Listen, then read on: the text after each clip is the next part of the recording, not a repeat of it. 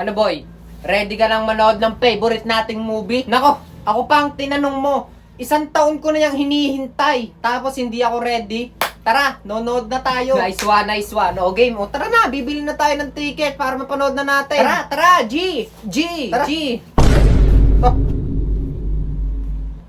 Pre, ang haba ng pila. Kaya nga pre, ang haba ng pila. Eh ano, manonood pa tayo, nakakatamad pumila. O, tingnan mo, ang haba ng pila. Hindi ko alam. Ang tagal niya, no? Kailan pa tayo makapanood niyan? Bukas? Sayang naman. Sige, kahit next time na lang. Next time na Kesa lang. pumila dyan ako, hindi ko kaya. Kaya nga eh. Tara, uwi na tayo. Sayang naman.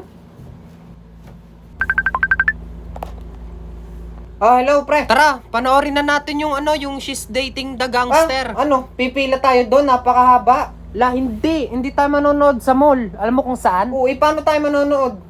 Manonood tayo sa WePlay. Ha? Sa WePlay? Paano? Hindi mo pa alam? Dito kasi sa WePlay, pag binuksan mo yung WePlay, makikita mo na kaagad dito yung video room. Tapos pag pumasok ka sa loob, di syempre nag-create ka na. Pwede kang magsama ng kahit sinong kaibigan mo, tapos magkasabay kayong manonood ng movie. At dito makikita mo talagang napakaraming pwedeng pamili ang movie. Kaya kung ako sa iyo, magda-download ako ng WePlay para mapanood na nating magkasama yung movie. Di ba? Sayang naman. Oo nga, no? Ang lupit, may ganun pala.